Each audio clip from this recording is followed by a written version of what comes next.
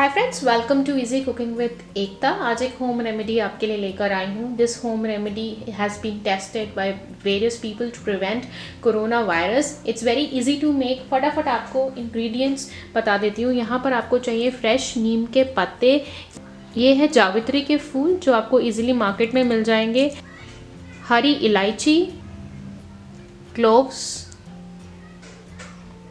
कपूर और गरू। सो ये रेमेडी मैं बना रही हूँ 4 लोगों के लिए। हम यहाँ पर पर्सन यूज़ करेंगे 2 नीम के पत्ते, 2 कपूर के पीसेस, 2 क्लोव्स, 2 हरी इलायची एंड अराउंड 5 ग्राम्स ऑफ जावित्री एंड गरू। इन सब चीज़ों को अच्छे से मैंने ये मिक्स कर दिया है। I will now take a piece of cloth. छोटी सी आप पोटली प्रिपेयर कर लें और को अपने साथ रख सकते हैं अपनी पॉकेट में।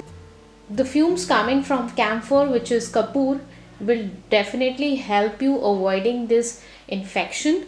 Second home remedy, गिरनार का detox देसी काढ़ा आता है। This is a green tea which is made from herbs and spices. इसके अंदर ये सारे herbs included हैं। Ginger, we have tulsi, we have black pepper, we have cinnamon, we have lemon. Really helps in avoiding throat infections.